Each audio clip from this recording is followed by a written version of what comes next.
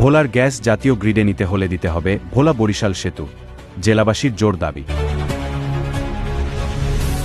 ভোলায় রয়েছে বিপুল পরিমাণ প্রাকৃতিক গ্যাসের মজুদ। Bangladesh petroleum exploration and production company limited Bapex জানিয়েছে, ভোলা জেলায় 2.047 ট্রিলিয়ন ঘনফুট গ্যাস মজুদ রয়েছে। সরকার এই গ্যাস জাতীয় গ্রিডে যুক্ত করতে 4,500 কোটি টাকার পাইপলাইন নির্মাণের পরিকল্পনা করেছে। 205 কিলোমিটার দীর্ঘ এই পাইপলাইন 2029 সালের মধ্যে নির্মাণ শেষ করার লক্ষ্য নির্ধারণ করা হয়েছে।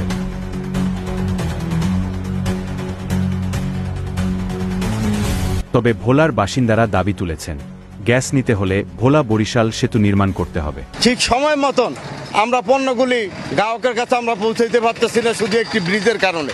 অনেক সময় দেখা গেছে ইমার্জেন্সি রোগী নিয়ে ভোলা থেকে বরিশাল যাওয়া লাগে। দ্বীপ জেলা ভোলা নদী বেষ্টিত হওয়ায় এটি সারা দেশ থেকে প্রায় বিচ্ছিন্ন। যাতায়াতে প্রতিনিয়ত চরম ভোগান্তি পোহাতে হয় জেলাবাসীকে। তাদের মতে এই সেতু নির্মিত হলে গ্যাস পরিবহন সহজ হবে এবং দক্ষিণাঞ্চলের সঙ্গে সারা দেশের যোগাযোগ ব্যবস্থা উন্নত হবে। জেলাবাসীর মতে সেতুটি নির্মাণ হলে ভোলার গ্যাস জাতীয় গ্রিডে যুক্ত করার পাশাপাশি ভোলায় উৎপাদিত পণ্য পরিবহন সহজ হবে।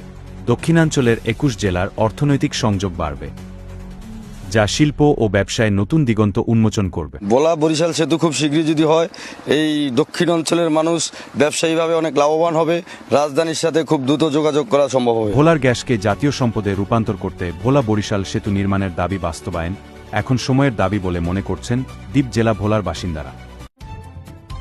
ভোলা লাইভ নিউজ দ্বীপ জেলা ভোলার মাটি ও মানুষের কথা বলে।